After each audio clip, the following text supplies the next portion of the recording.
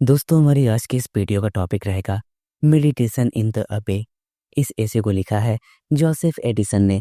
दोस्तों, इस ऐसे की शुरुआत करते हुए जोसेफ एडिसन कहते हैं कि जब वो गंभीर मूड में होते हैं तो वो वेस्टमिंस्टर एबे जाते हैं। एबे का गंभीर माहौल उनके मन को उदासी या गंभीरता की सुखद भावना से भर देता है। एडिसन कल एबे जाते हैं और पूरी दोपहर वहां कब्रों को देखने और उन पर लिखे समाधि लेखों को पढ़ने में अपना मनोरंजन करते हुए बिताते हैं। वो देखते हैं कि ज्यादातर कब्रों पर मरे हुए व्यक्ति के बारे में जानकारी नहीं दी गई है। उसके नाम के साथ केवल उसके बर्थ और डेथ की डेट्स के बारे में लिखा गया है।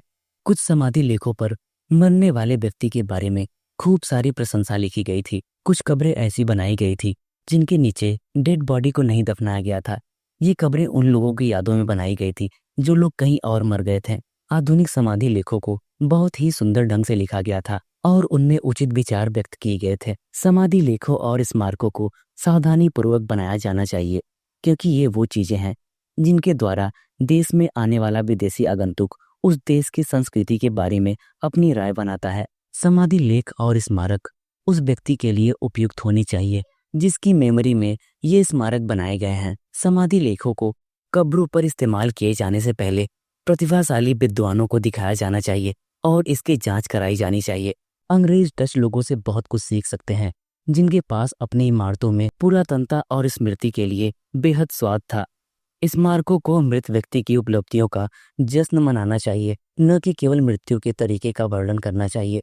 उन्हें लगा कि महान अंग्रेजी admiral sir cloud Desli Sewell के सम्मान में बनाया गया स्मारक बहादुर व्यक्ति के साथ न्याय नहीं करता। महान लोगों की कब्रों को देखना और उनके समाधि लेखों को पढ़ना एडिसन के मन पर एक शुद्ध और पवित्र प्रभाव डालता है।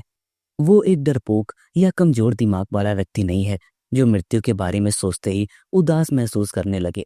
वो प्रकृति को उसके रमणीय और गंभीर दोनों रूपों में सराहने में सक्षम है।